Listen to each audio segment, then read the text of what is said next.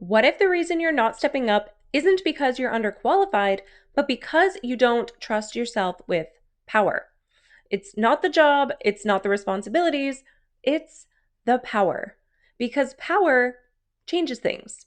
It changes how people see you, it changes what you're responsible for, and if we're really honest, it changes you.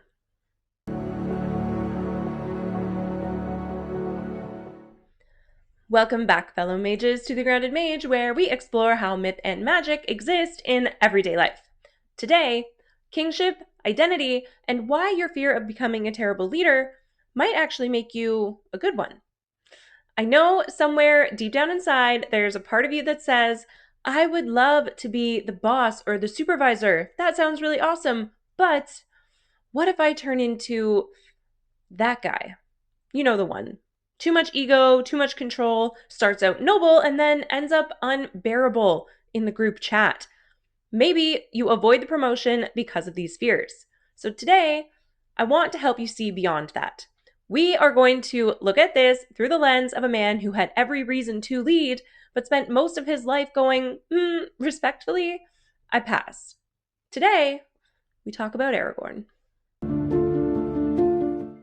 I want to start this off with something very clear. Aragorn isn't just leadership material. He's the rightful king of Gondor. Not, well, maybe someday if he works hard, he'll get there. No, is more like, sir, this is literally your job. Please clock in. And Aragorn's response is to just disappear into the wilderness. Becomes a ranger, lives as Strider, which sounds less like a king and more like a guy who definitely owns a cloak collection. He eats like a medieval protein bar enthusiast, he travels under different names, and he sleeps outside, which is the medieval equivalent of having a LinkedIn profile that just says freelancer. It's complicated. And here's the key. He's not avoiding responsibility. He's already protecting people, leading quietly, taking risks. What he's avoiding is claiming power. Fear of failure. This is something we talk about a lot. It's something that we have all felt at some point. I really want to do the thing, but I'm scared I'm going to F it up. Valid feelings. But there's also an opposite feeling, which is the fear of success. And that's not saying I don't want good things. It's saying I don't know who I'll have to become to handle those good things. Because success brings visibility, responsibility, expectations, and most dangerously, an identity shift.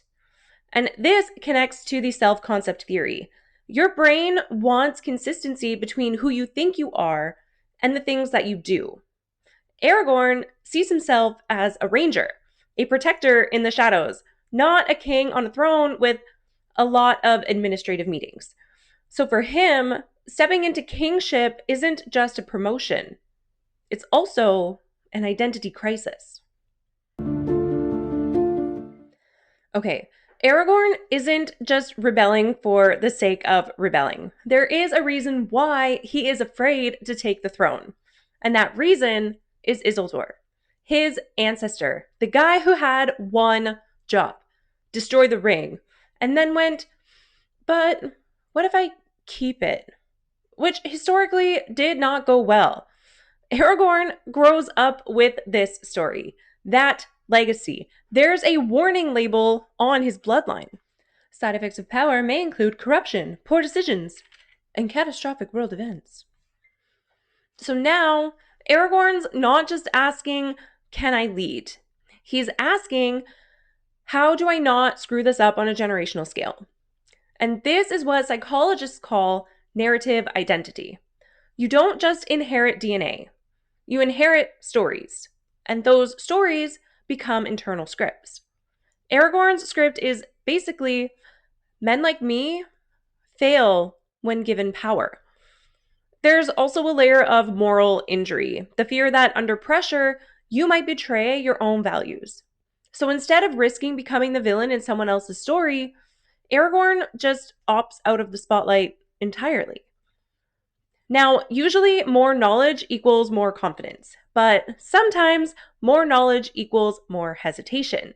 Because Aragorn doesn't just understand leadership, he understands failure at the highest level. And this creates what we would call informed avoidance. You know enough about the risks, so stepping forward feels heavier, not easier. Aragorn is avoiding the throne. He is running away from being king. But here's the thing. He's already doing kingly things, and his personality is inherently king-like. When he meets the hobbits, he immediately takes responsibility for them. He's cautious, observant, and doesn't rush trust. But once he commits, he's all in. He guides them through dangerous territory, keeps watch while they sleep, and makes decisions that prioritize their safety over speed. That's protective leadership, putting the vulnerable first. There's a few more examples I want to talk about with him. He's also calm under pressure. At Weathertop, when they're attacked, everyone else panics. But Aragorn, he's already in motion. Fire, strategy, positioning. He doesn't eliminate fear. He operates through it. That's emotional regulation in action. It's a key trait in high-functioning leaders. We can also talk about when Gandalf falls in Moria. The group is shaken when this happens. They are directionless. And Aragorn could easily say, I'm not technically in charge. But instead, he steps up. It's not perfect, it's not confident, but it's decisive. That's situational leadership, taking responsibility when the moment demands it, not when the title allows it. Here's a next level commitment moment. When Merry and Pippin are taken, Aragorn doesn't hesitate. He commits to tracking them across vast distances. No rest, no shortcuts, just relentless pursuit. At one point, he, Legolas, and Gimli run for days, which is either incredible leadership or the world's most intense group project energy. This shows goal commitment and shared mission alignment.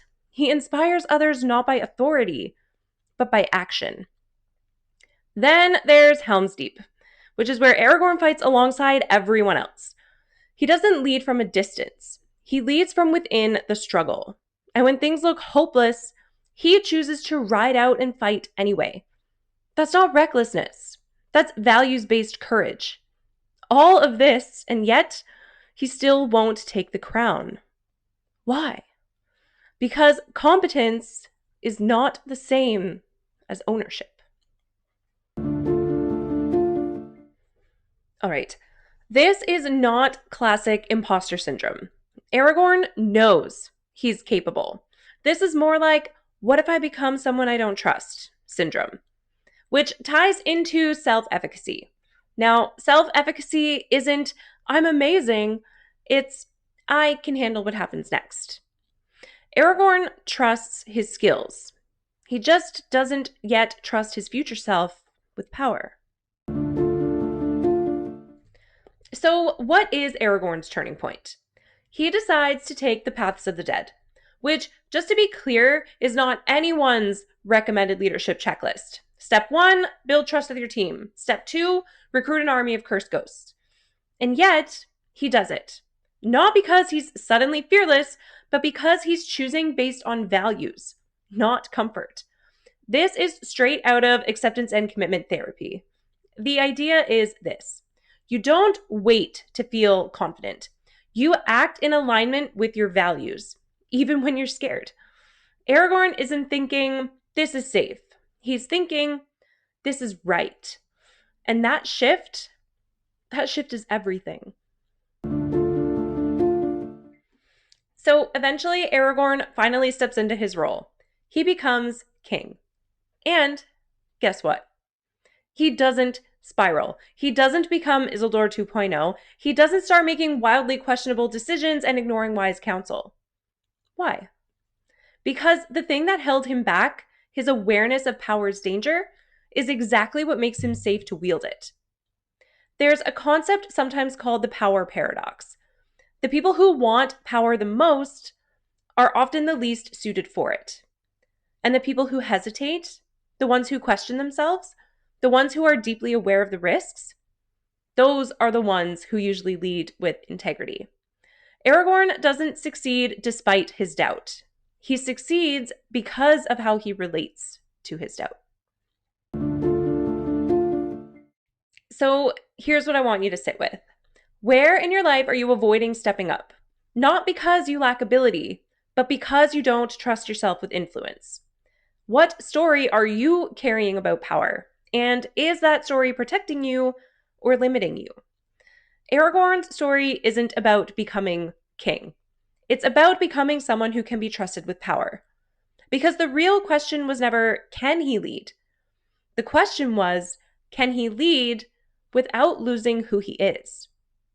And that's also a question that you can ask yourself. If this episode resonated with you, share it with a friend who's been holding themselves back. Don't forget to like this video, subscribe, and leave a comment. I love hearing from you. Next week, we're stepping into a story that feels a little lighter on the surface. A tale of strings and second chances, of a character who doesn't struggle with power, but with something even more fundamental. What it means to be real. Because sometimes the journey isn't about stepping into who you are. It's about proving that you are who you say you are when it would be easier to pretend. Until next week, fellow mages, make it make magic.